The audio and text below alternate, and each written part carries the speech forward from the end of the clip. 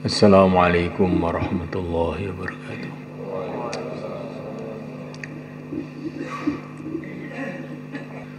Innal hamdalillah nasta'inuhu wa nastaghfiruh wa nu'minu bihi wa natawakkalu alayhi wa na'udzu bihi min shururi anfusina min sayyiati a'malina. من يهدي الله فلا مضل له ومن يضلل فلا هادي له أشهد أن لا إله إلا الله وحده لا شريك له وأشهد أن سيدنا مولانا محمدا عبده ورسوله اللهم صل وسلم وبارك عليه وعلى آله وأصحابه والتابعين لهم إلى يوم القيامة أما بعد. فقد قال تعالى في كتابه الكريم كل نفس ذائقة الموت وإنما توفون أجوركم يوم القيامة فمن زحزح عن النار وأدخل الجنة فقد فاز وما الحياة الدنيا إلا متاع الغرور. وقال تعالى قل إن الموت الذي تفرون منه فإنه ملاقيكم ثم تردون إلى عالم الغيب والشهادة فينبئكم بما كنتم تعملون.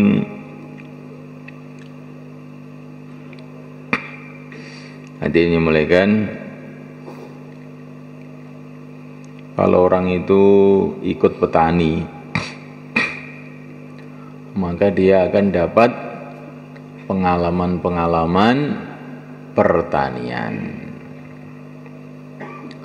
Kalau ikut pedagang, dapat pengalaman-pengalaman perdagangan. Kalau ikut Rasulullah, maka dapat pengalaman-pengalaman hubungan dengan Allah.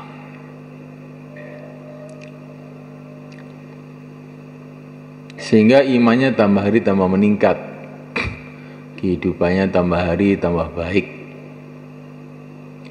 tambah barokah. Inilah maksud kita duduk di sini ini. Bagaimana kita ini hidup ini ikut Rasulullah SAW dalam segala urusan kita.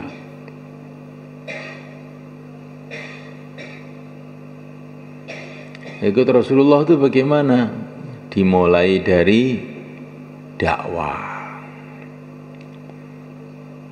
Karena Nabi mengatakan jalan hidup saya itu dakwah.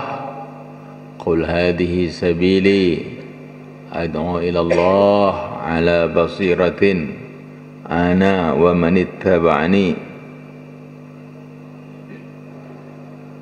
Di jalan hidup Rasulullah itu adalah dakwah. Jalan hidup dalam Quran itu sabili, jalan hidup, bukan maksud hidup. Ini dalam itu terjemah Fadilah Amal itu yang baru itu diterjemah jalan hidup, bukan maksud hidup.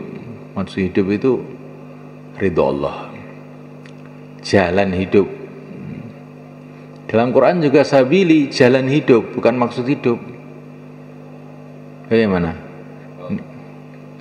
Cocok mungkin? Kita ini maksud hidup agak pada cocok kita ini.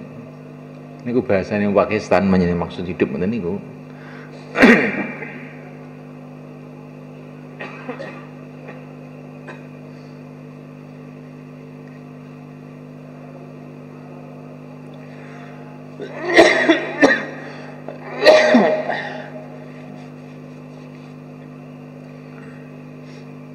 Tapi kalau kinten niku maksud ini cara Pakistan ini maknanya dalan.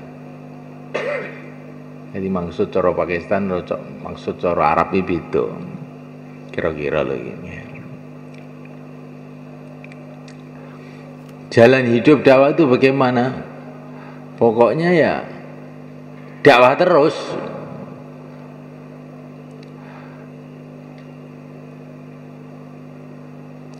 Di rumah dakwah, di masjid dakwah, sampai sakaratul maut dakwah. Itu namanya jalan hidup. Selagi masih hidup dakwah. Rasulullah itu di rumah dakwah. Dalam perjalanan itu, ketika Rasulullah dalam perjalanan hijrah ke Madinah itu, dalam perjalanan itu banyak orang yang kena dakwahnya Rasulullah sehingga masuk Islam itu. Jadi berangkat tuh beliau itu bersama Sayyidina Abu Bakar saja, dan dalilnya waktu itu Abdullah bin Uraiqid itu dalilnya itu belum masuk Islam ini. Tapi sampai di Madinah itu sudah banyak yang ikut itu.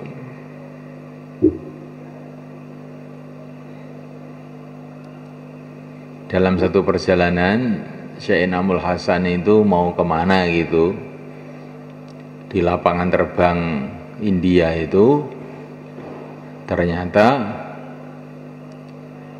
pesawatnya itu mundur. Makanya mestinya jam 2 berangkat, berangkatnya jam 4. Maka nunggu 2 jam itu tidak disia-siakan. Rombongan beliau itu jauhlah kepada orang-orang yang di lapangan terbang itu, dikumpulkan buat bayan di situ dan taskil mengeluarkan jamaah dari situ. Ada beberapa orang mau ditaskil. Itu namanya dakwah maksud hidup.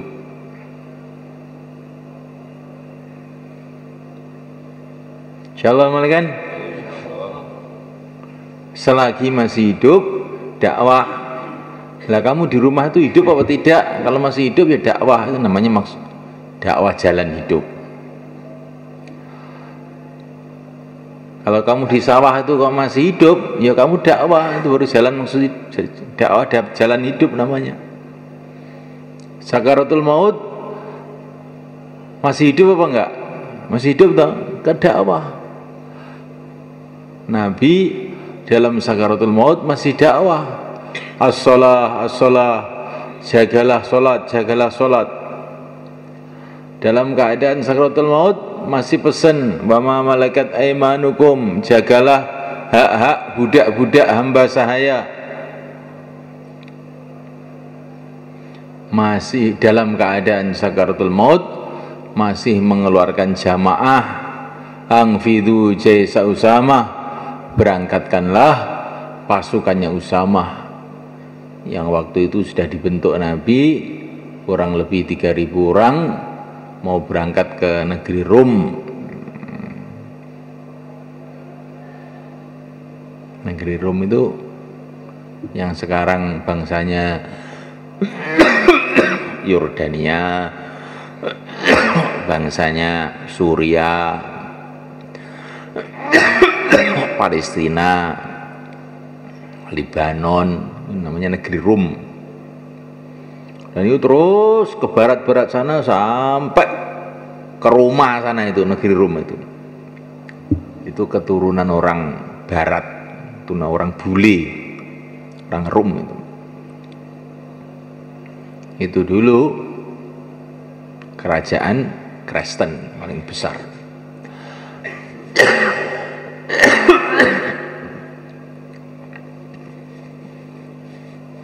Nah, itu mulai zaman sahabat sudah yang ada di Timur Tengah itu sudah masuk Islam semua. Nabi yang memulai.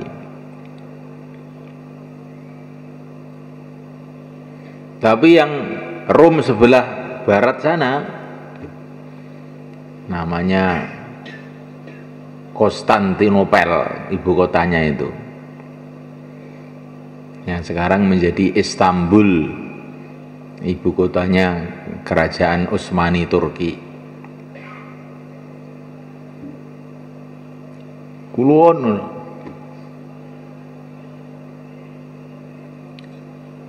Nah itu baru dikuasai orang Islam tahun 1454,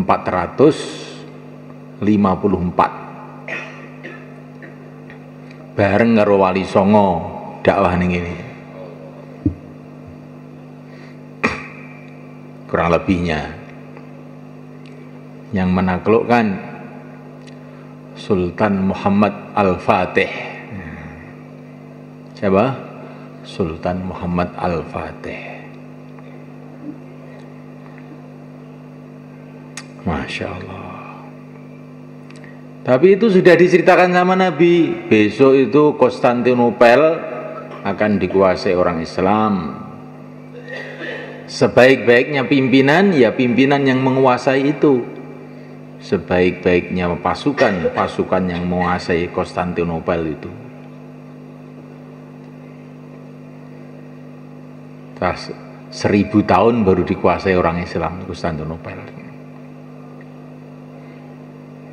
Oleh Sultan Muhammad Al-Fatih. Muhammad Al-Fatih itu belum lahir itu sudah diceritakan Nabi. Nabi itu aneh emang. Belum lahir sudah diceritakan. Ini sebaik-baiknya amir, sebaik-baiknya pasukan. Terus dikasih nama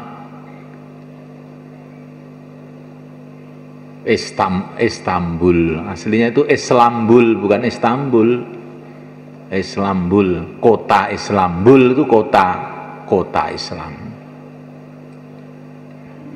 Di situ tuh pula ada kuburannya Abu Ayyub Al-Ansari radhiyallahu taala anhu. Sampai sekarang masih ada untuk ziarah itu. Jadi 1000 tahun setelah Nabi baru muncul tuh Muhammad Al-Fatih yang dikatakan sebaik-baiknya amir, pasukannya sebaik-baiknya pasukan. Jadi Muhammad Al-Fatih itu sudah dapat rekomendasi dari Nabi itu bahwa pimpinan baik. Nah, Muhammad Al-Fatih itu senengannya mulutan. Nah, kalau 12 Rabiul Awal itu ruame Turki itu mulutan semua. Itu dikatakan Nabi sebaik-baiknya amir. Maka itu para ulama, oh berarti mulutan ini baik, itu dapat rekomendasi dari Nabi ternyata. Dan Muhammad Al-Fatih itu madzhabnya Asy'ari, sifat 20 itu. Maka para ulama mengatakan, oh sifat 20 itu dapat rekomendasi dari Nabi itu.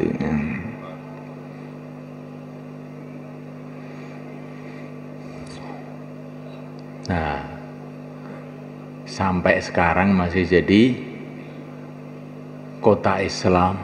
Semoga sampai kiamat nanti. Jadi cerita apa tadi kok lupa tadi ya. Jalan hidup, ya, jalan hidup. Jadi Nabi itu memulai kerja ke Rom itu, mulai menyebarkan agama ke Rom itu dalam keadaan sakaratul maut itu. Setelah 1000 tahun Rom baru habis. Rom yang di barat, kalau Rom yang di timur itu sudah zaman sahabat sudah masuk Islam semua. Masya Allah. Jadi kita garap namanya Ngawi sekarang. Mungkin setelah bila niat kita ikhlas, satu saat nanti Ngawi jadi Islam semua. Memang sudah Islam semua, keluar 4 bulan semua, insya Allah malaikat. Jadi kerja dakwah itu yang penting itu bagaimana kerja itu makbul. Kalau sudah makbul nanti itu sudah ada yang meneruskan sendiri.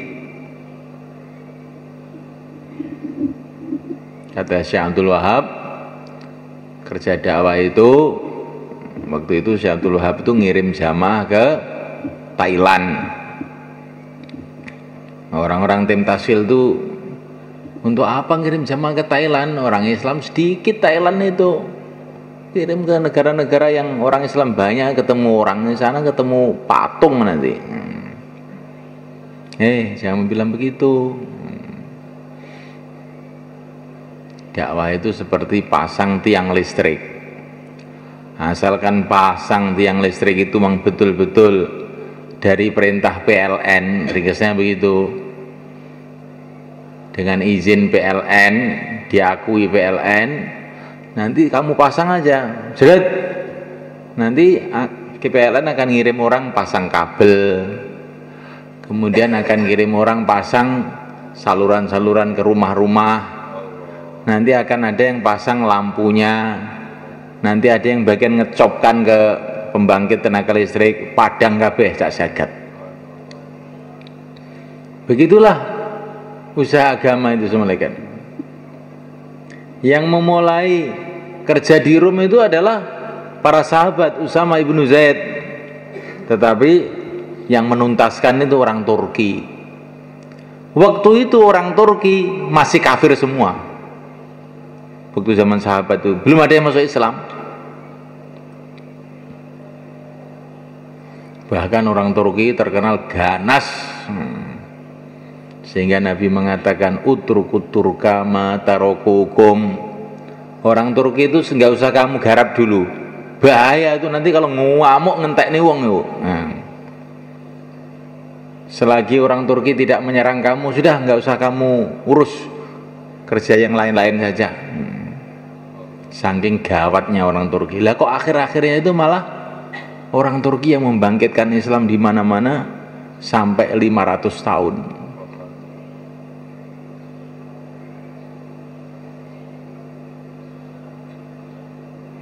Nah, orang Turki itu yang ngirim dai ke tanah Jawa ini namanya Syekh Subakir. Nah, Syekh Subakir itu kalau dalam catatan di Solo, di Keraton Solo itu ditulis dari Istanbul, di Turki sana.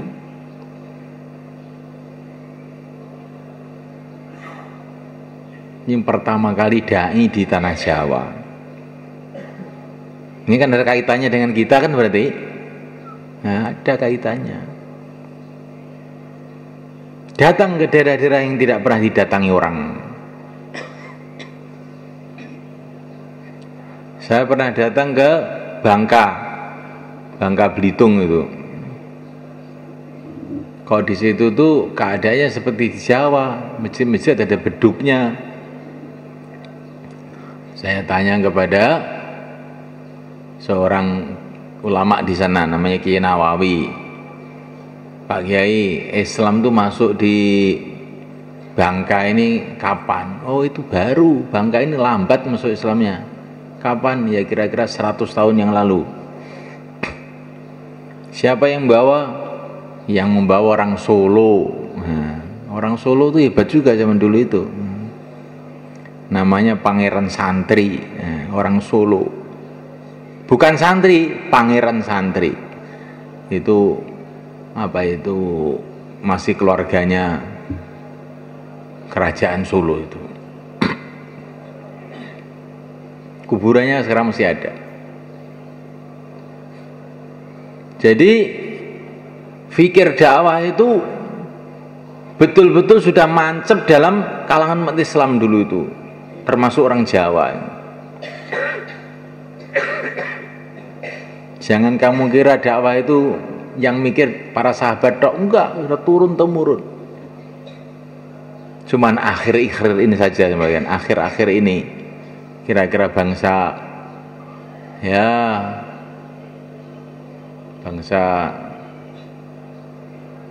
tahunan akhir ini umat Islam tuh macam lupa dengan dakwah itu. Dulunya orang Islam itu walaupun keadaan begitu sulit itu masih dakwah di mana-mana.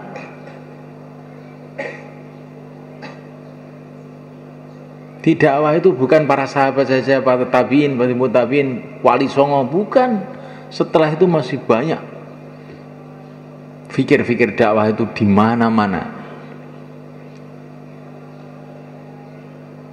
Terus kemudian di Indonesia khususnya setelah zaman kemerdekaan ini, semua orang mikir politik, mikir negara, mikir sampai lupa masalah dakwah itu.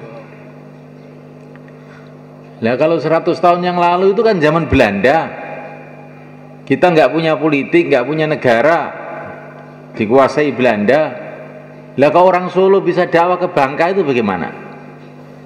Coba kamu pikirkan. Ini dakwah itu kaitannya bukan dengan politik, bukan negara dengan negara. Kaitannya ya orangnya itu mau berangkat apa enggak gitu ada. Dengan pertolongan Allah. Nah, orang nggak punya apa-apa, tahu-tahu nyebarkan agama. Insyaallah kan? Masya Allah. Ikut Rasulullah SAW dimulai dengan dakwah, tentu setelah iman kan. Ya. Mulai dengan dakwah, karena dengan dakwah itu nanti agama itu insya Allah akan hidup. Dengan dakwah iman akan menguat, dengan dakwah amalan-amalan yang lain semuanya hidup. Maka nyanyian orang Madinah yang kita nyanyikan setiap saat di pesantren kita, wajib syukru alaina ma da'a lillahi da'. Wajib kita syukur selagi masih ada orang dakwah.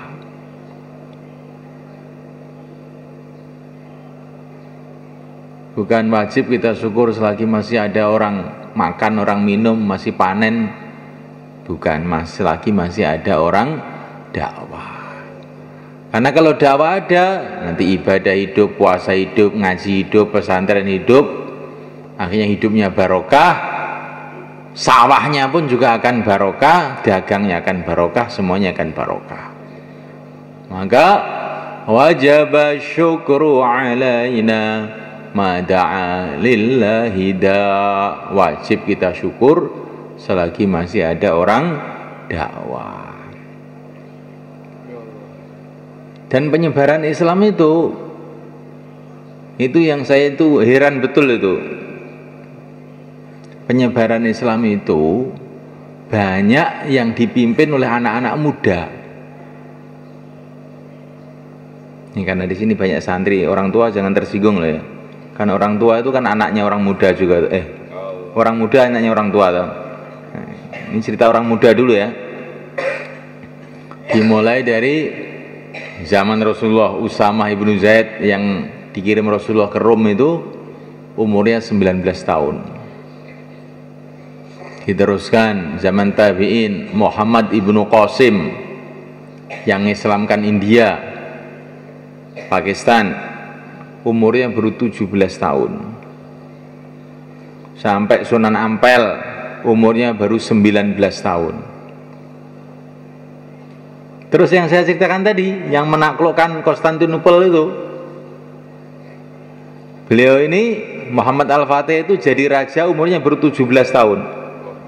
Dan menaklukkan Konstantinopel itu umurnya 21 tahun. 21 tahun loh. Itu naklukkan ibu kota barat terbesar.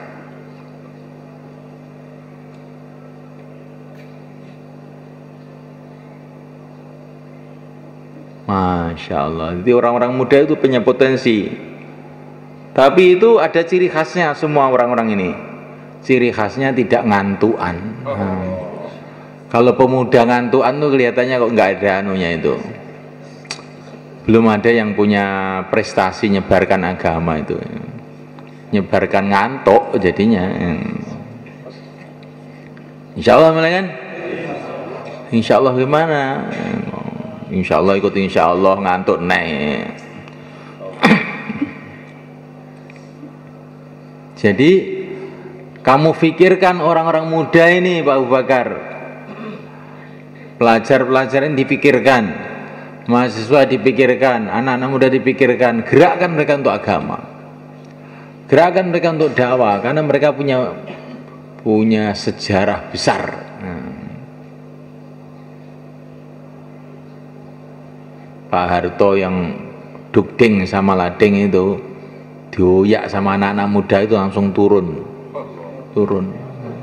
bukan dengan bedil, dioyak tok turun.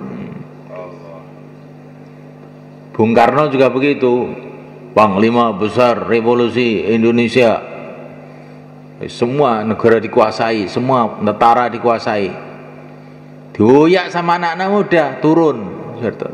Bung Karno turun. Aneh itu anak muda ya, kalau sudah ngamuk itu yang tua-tua kalah semua.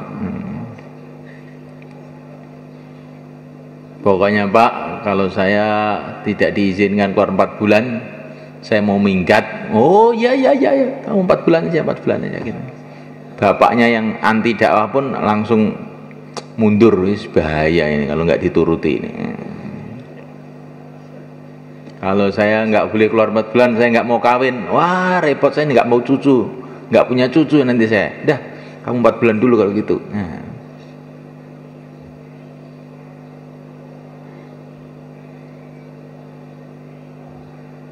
Jadi Subhanahu wa ta'ala, inilah awal supaya agama itu hidup, dimulai dengan dakwah. Tapi dakwah itu tidak akan ada kekuatannya kecuali kalau dakwah itu dengan pribadi-pribadi yang baik. Maka ibadah harus kuat. Orang-orang yang sukses dalam dakwah itu ibadahnya kuat-kuat, itu bukan tipe orang semalam suntuk tidur terus dakwah, tidak. Memang malam mereka sedikit tidur, kalau siang banyak puasa. Mereka ini anti maksiat, maka mereka ini rohaninya kuat. Syekh Muhammad Ilyas, Syekh Amul Hasan, Syekh Muhammad Yusuf, itu orang amalan pribadinya itu Masya Allah, sak keluarga semua itu orang-orang Nizamudin tuh, pokoknya itu namanya Quran itu sudah ngewes semua. Apa ngewes itu? Sudah laki-lakinya, wanitanya itu rumah-rumah isinya baca Quran aja tok itu hari-hari itu. Dan itu turun temurun itu, bukan baru dari saya ya, mulai mbah-mbahnya itu sudah begitu semua itu. Mereka ini dari kampung yang namanya Kampung Kandahlah. Kampung Kandahlah itu kampungnya kiai itu, sudah ratusan tahun itu. Mereka itu pusat kiai seluruh India itu, ulama-ulama itu dari situ kebanyakan. Jadi dia dalam suasana ibadah yang kuat, maka Allah Subhanahu wa ta'ala pilih orang-orang yang telah menyebarkan agama kemana-mana itu. Insyaallah kan ibadahnya harus kuat. Ibadahnya harus kuat, wiridnya harus kuat, zikirnya harus kuat. Orang yang tidak zikir itu seperti orang mati. Bagaimana akan menghidupkan agama orang mati? Bagaimana akan berjuang sehingga dia, padahal dia ini orang mati?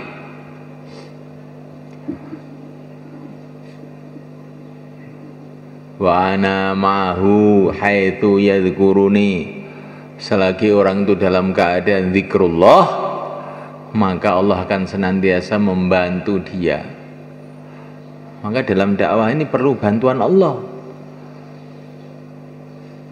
Maka harus kita ini senantiasa zikrullah, dilatih, dimulai zikir pagi petang latihannya, zikir tiap habis sholat, zikir malam yang panjang-panjang, doa-doa sunnah, doa mau tidur, doa bangun tidur, doa masuk rumah, keluar rumah, masuk masjid, keluar masjid, masuk kampung, keluar kampung, doa makan, doa minum. Ini semua membantu kita agar kita ini senantiasa zikrullah.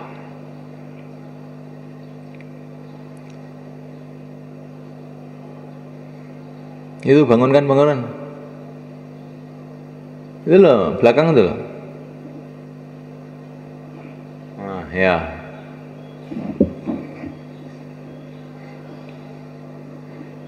Siapa yang tidur mesti akan saya bangunkan. Nah.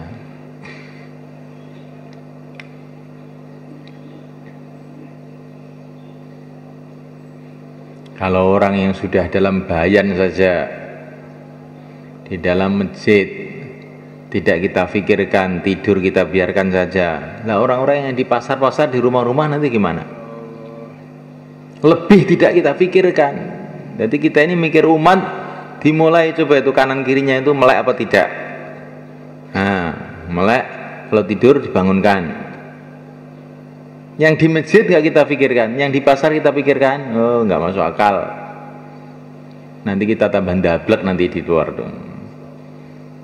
Enggak, yang di masjid kita pikirkan, yang di markas kita pikirkan. Insya Allah nanti yang di mana-mana juga akan kepikir. Maka dakwah dengan ibadah itu nggak bisa dipisah, dakwah itu akan menguatkan ibadah, ibadah juga akan menguatkan dakwah. Kedua-duanya akan menguatkan iman.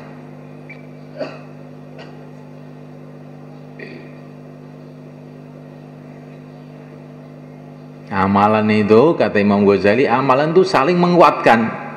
Ibadah itu kalau benar, nah, coba gini ibadah, doa ihdinas siratal mustaqim, ya Allah tunjukilah kita semua jalan yang lurus. Kita doa untuk umat, siratal ladzina an'amta alaihim, ikut jalannya para nabi. Jalannya para nabi itu diantaranya adalah dakwah yang pokok. Maka sholat kita itu insya Allah akan menguatkan dakwah kita kalau sholat kita ini benar. Begitu juga dakwah kita, karena dakwah itu mengajak orang untuk ingat kepada Allah, akan menguatkan sholat kita. Sholat menguatkan dakwah, dakwah menguatkan sholat. Begitu juga taklim. Taklim itu juga akan menguatkan dakwah, juga akan menguatkan ibadah. Karena dengan taklim kita tahu keistimewaan dakwah, cerita-cerita orang dakwah, cerita-cerita orang ibadah, keistimewaan ibadah. Maka taklim itu akan meningkatkan semuanya juga. Begitu juga khidmat akan meningkatkan semuanya. Nah, khidmat itu juga perkara yang penting. Syekh Ilyas itu khidmat yang sebetulnya itu tidak sepantasnya dikerjakan seorang ulama. Beliau bersihkan WC, ya. Dinidumutin itu malah kan. Syekh Ilyas itu membersihkan WC. Setelah membersihkan WC, sholat 2 rakaat, syukur karena ditolong oleh Allah, khidmat pada orang Islam. Saya lihat kayak begitu sebenarnya. Ulama-ulama dulu itu nggak tahu itu bersihkan WC masuk amalan itu. Dulu Syekh Bahauddin An-Naqsyabandi yang termasuk penyebar agama kemana-mana pada zaman dulu, ini tahun 500 Hijrah itu pernah membersihkan WC itu bukan sehari 2 hari semuanya kan. 12 tahun beliau khidmat bersihkan WC itu. Tiap malam bersihkan WC aja. Coba kita renungi.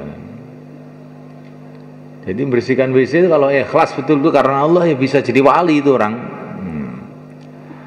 Tapi walaupun dengar bayan, kalau ngantuk ya insya Allah bisa jadi tidur itu. Insya Allah malah kan. Kita ini seluruh amalan kita perhatikan semuanya kan. Jangan ada amalan yang kita anggap, lah ini barang kecil. Nggak tahu. Kadang-kadang barang kecil itu hasilnya besar. Kadang-kadang perkara yang kita sangka-sangka, tahu-tahu hasilnya luar biasa. Karena amalan itu seperti api. Kadang-kadang korek api, saya bisa membakar rumah, bisa membakar hutan. Nah, itu kalau baik, kalau buruk juga begitu juga. Kadang-kadang dosa yang kecil, tahu-tahu mengakibatkan dosa yang besar. Kesalahan kecil mengakibatkan kesalahan yang terus. Maka kata orang tua kita, barang siapa yang ngantuk pada waktu bayan hidayah, nah, maka dia nanti kalau nggak ditolong oleh Allah, keluarnya selama 4 bulan tuh nggak akan tertib. Waktu bayan hidayah tidur loh.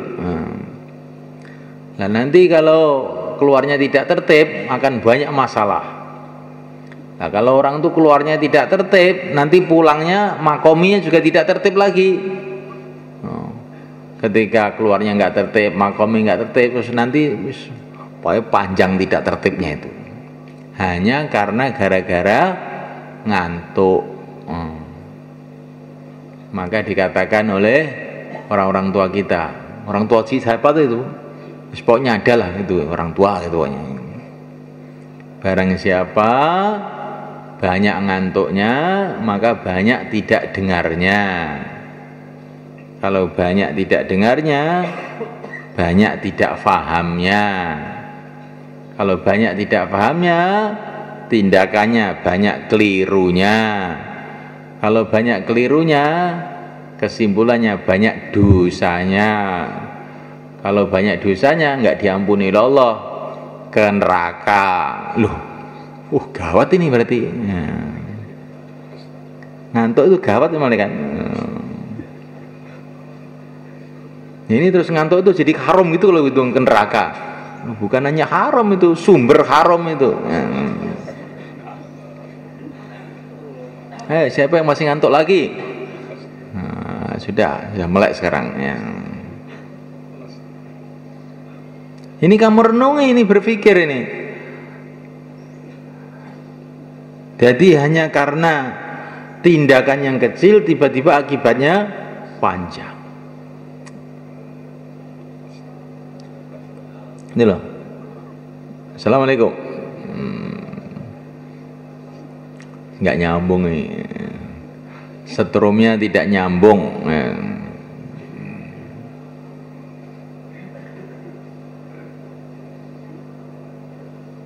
Ibaratnya kapal yang besar, gara-gara ada baut kecil nggak dipasang, bocor, akhirnya tenggelam semua. Benar? Nah, kita ini harus perhatikan semua amalan, baik yang istimai maupun yang infirodi. Kalau rumah, rumah masjid dibangun dari kayu jati, insya Allah bagus, karena kayu jati itu kuat. Terus membangunnya, tukangnya bagus juga, ditata rapi, akhirnya rumah itu jadi kokoh, sehingga beratus-ratus tahun kuat, kayak serambinya mesin Demak itu, mulai zaman Brawijaya sampai sekarang, walaupun kayu jati masih kokoh gitu.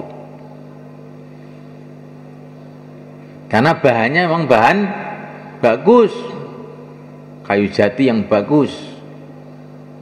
Tapi sekarang ini semuanya kan, kita mau bangun rumah, tukangnya bagus, ditata bagus, tapi kayunya kayu yang tidak baik, kayu randu.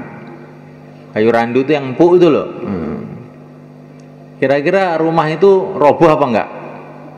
Enggak akan lama, paling sebulan 2 bulan mesti ambruk itu. Ya begitu juga kita ini, amal istimai itu seperti nata rumah itu. Amal infiradi seperti bahan kayunya itu kayu apa ini? Nah, apalagi kayunya kayu dari Kalimantan, kayu ulin itu. Yang satu gibik berapa puluh juta itu. Oh, itu 100 tahun, 200 tahun itu nggak apa-apa tuh. Kayu memang kayu ulin, tukangnya tukang yang baik, ditata baik, ya sudah. Kayunya baik, tapi yang nata nggak baik, juga nanti bocor semua. Nah, amal istimewa itu seperti penataan, amal infiraat itu seperti bahan yang ditata itu. Kedua-duanya itu kita usahakan baik. Amal infiraat baik, amal istimewa baik, insya Allah terbentuklah umat yang baik. Insya Allah malaikat. Jadi nggak bisa dipisahkan ini, nggak bisa.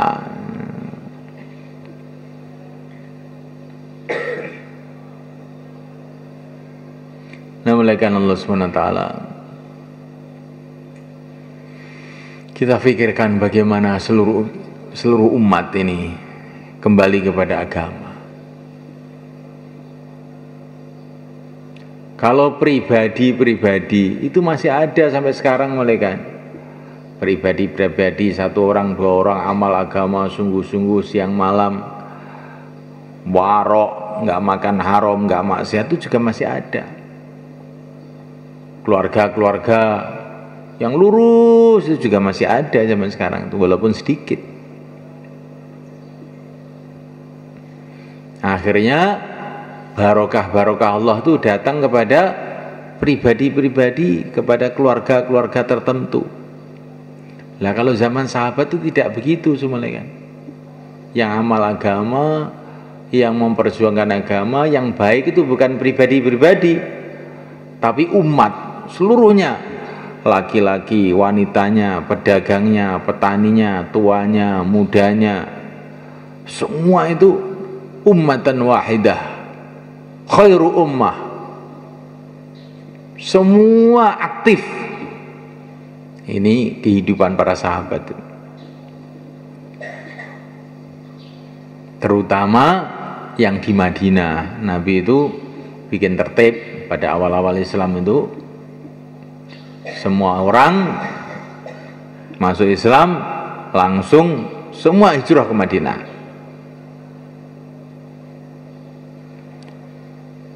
Kemudian setelah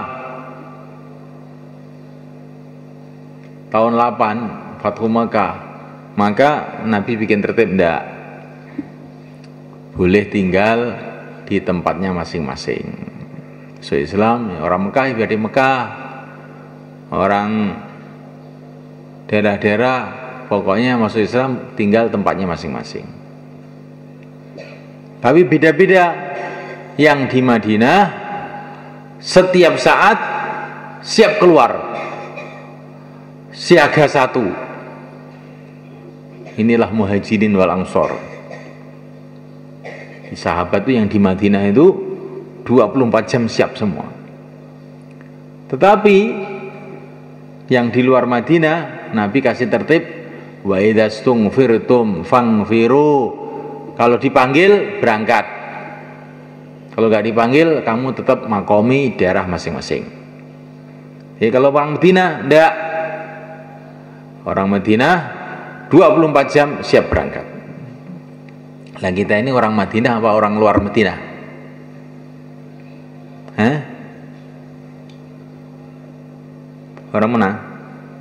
Kulon wong Ngawi yo. Nah, orang mana kita ini? Orang yang dekat markas itu orang Madinah, maka siap berangkat 24 jam.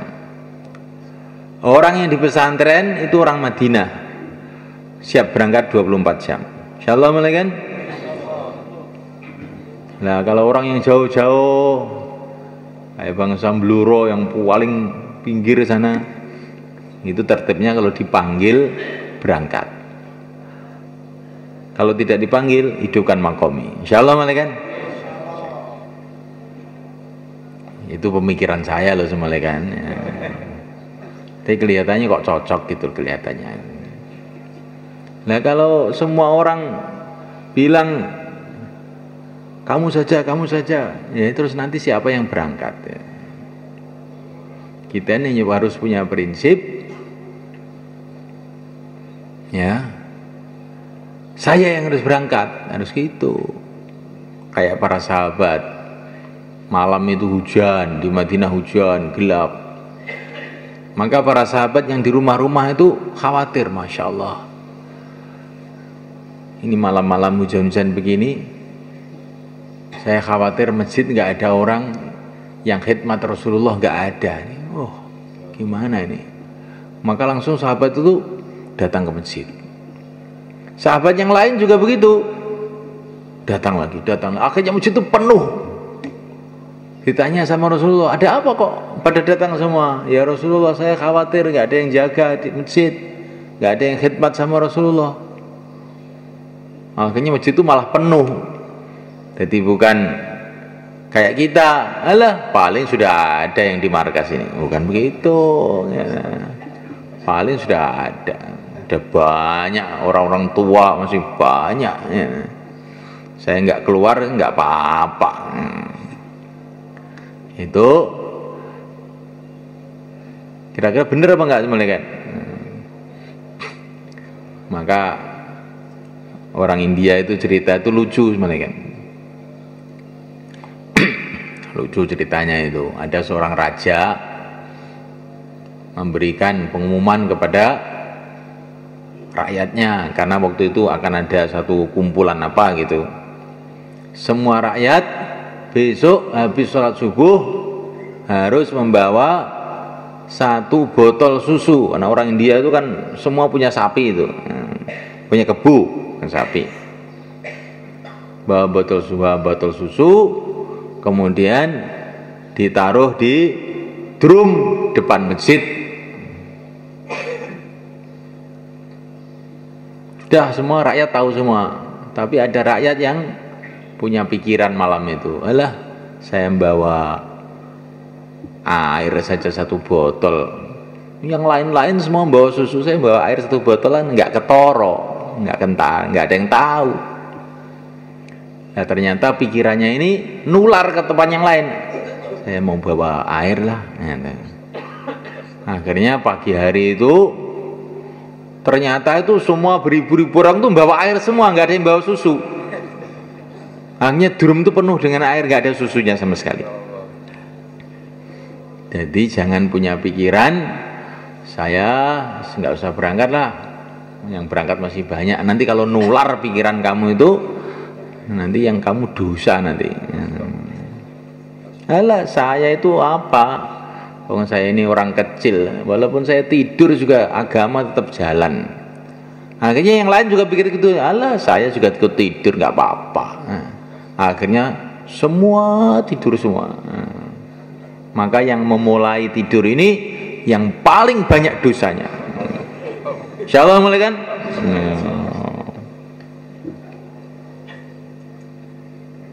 Itu di pondok juga begitu. Nanti satu santri itu bilang, kelihatannya ustadznya sakit, kita nggak usah masuk. Terus nular sama temannya, kira-kira iya betul, saya lihat tadi pucat gitu.